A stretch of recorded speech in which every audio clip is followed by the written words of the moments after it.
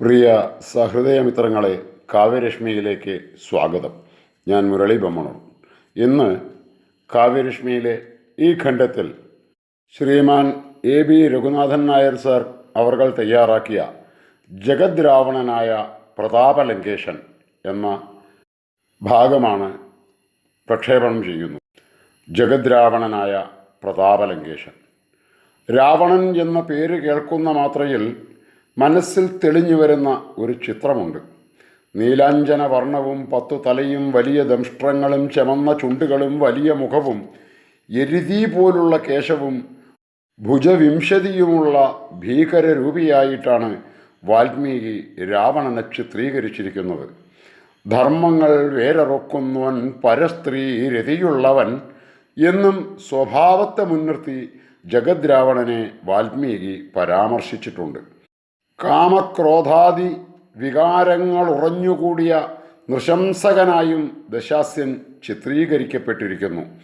ഭുജബലത്തിൽ അഹങ്കരിക്കുന്നവനും കായിക ശക്തിയും മനസ്ഥൈര്യവും കൊണ്ട് അദ്ഭുത വിക്രമങ്ങൾ കാട്ടി മുപ്പാരിനെയും വിറപ്പിക്കുന്നവനുമെന്ന ധാരണയാണ് രാവണൻ അവശേഷിപ്പിച്ചിരിക്കുന്നത്.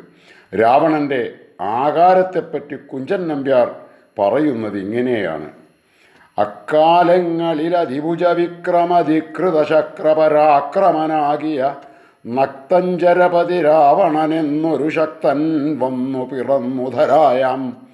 10 മുഖങ്ങളും 20 കൈകളും അത്യുന്നതഗിരി സന്നിഭമാകിയ ഗാത്രവും ഒരുതര ഭീഷണം 20 നേത്രവും ഉൾക്കടദംഷ്ട്രാനികരം.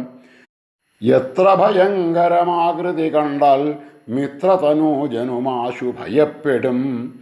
സ്വാർത്ഥവും ക്രൂരതയും ദശാസ്യൻ്റെ ജന്മസിദ്ധമായ സ്വഭാവ സവിശേഷതകളാണ്. ഭോഗലാലസ കൂടപ്പിറപ്പും. എന്തു ത്യാഗം സഹിച്ചും ആഗ്രഹിക്കുന്നത് നേടിയെടുക്കുക, എന്തു വില കൊടുത്തും ആനന്ദം അനുഭവിക്കുക, അതായിരുന്നു ജീവിതശൈലി. രാക്ഷസകുലത്തെ ദേവന്മാർക്കുപരിയായി പ്രതിഷ്ഠിക്കുക, ലങ്കയെ സ്വർഗത്തെക്കാൾ സുന്ദരമാക്കുക എന്നിവയൊക്കെ ആയിരുന്നു ആ രാക്ഷസകുല ശ്രേഷ്ഠൻ്റെ ജീവിത ലക്ഷ്യം. ഇവ സാക്ഷാത്കരിക്കുന്നതിന് എന്തു സാഹസം കാട്ടാനും സദാ സന്നദ്ധനായിരുന്നു ആ രാക്ഷസാധീശ്വരൻ. ഈ ലക്ഷ്യങ്ങളുടെ സാക്ഷാത്കാരത്തിനായി ഒഴിഞ്ഞുവെച്ചതാണ് ദശാസ്യൻ്റെ ജീവിതവും.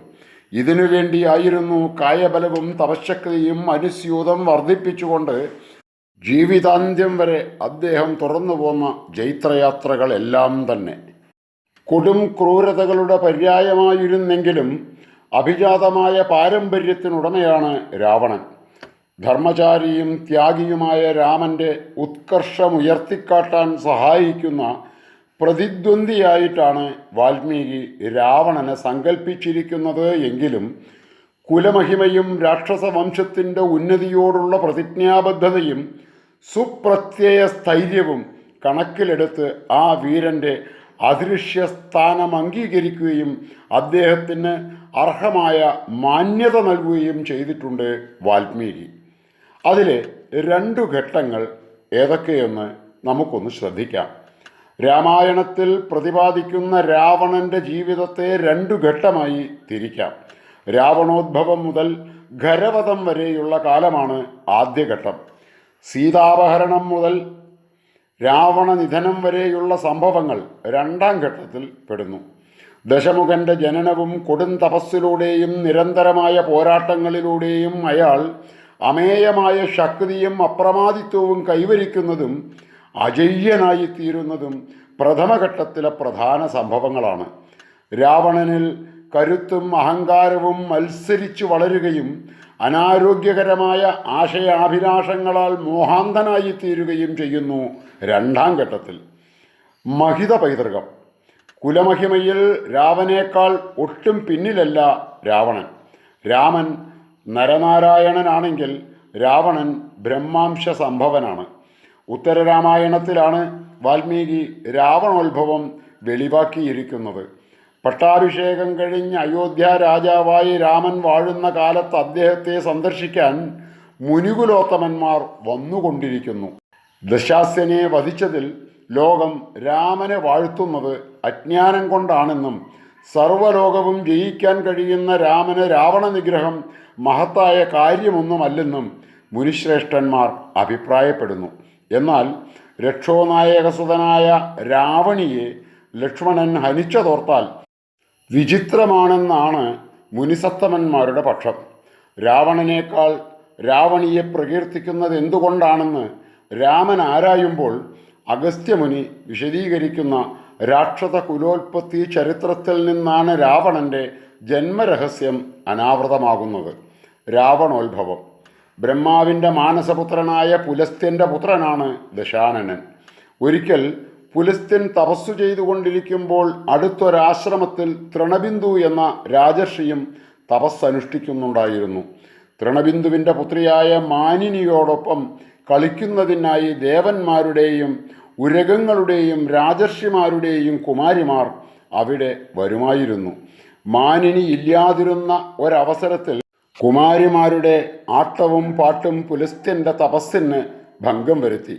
കോപിഷ്ഠനായ ബ്രഹ്മർഷി മേലിൽ എൻ്റെ മുന്നിൽ വരുന്ന കന്യകമാർ ആ നിമിഷം ഗർഭം ധരിക്കുമെന്ന് ശപിച്ചു.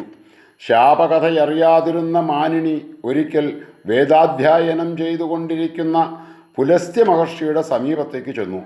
ആ നിമിഷം അവൾ ഗർഭിണിയായി. തൻ്റെ ശരീരത്തിനു വന്ന മാറ്റം കണ്ടു പകച്ചുപോയ മാനിനി പിതാവിനോട് വിവരം പറഞ്ഞു. കാര്യം ഗ്രഹിച്ച തൃണബിന്ദു മകളെ കൂട്ടി പുലസ്ത്യനെ സമീപിച്ച് അവളെ ഭാര്യയായി സ്വീകരിക്കണമെന്ന് അഭ്യർത്ഥിച്ചു. പുലസ്ത്യൻ മാനിനിയെ സ്വീകരിക്കുകയും ചെയ്തു. അവൾക്കൊരു പുത്രൻ ജനിക്കുകയും ചെയ്തു. വേദശ്രവണത്തിനിടെ ഗർഭം ധരിച്ചുണ്ടായതിനാൽ ആ പുത്രൻ വിശ്രവസ് എന്ന പേരിൽ അറിയപ്പെട്ടു. അഗ്നിയെപ്പോലെ ജാജ്വല്യവാനായ വിശ്രവസ് ഘോരമായ അഗ്നിഹോത്രത്തിന് തയ്യാറെടുക്കുമ്പോഴാണ് പാതാള ലോകത്തു നിന്ന് രാക്ഷസമുഖ്യനായ സുകേശൻ്റെ പുത്രി സുമാലി തൻ്റെ മകൾ കൈകസിക്ക് അനുരൂപനായ വരനെ തേടി ഭൂലോകത്തേക്ക് വരുന്നത്.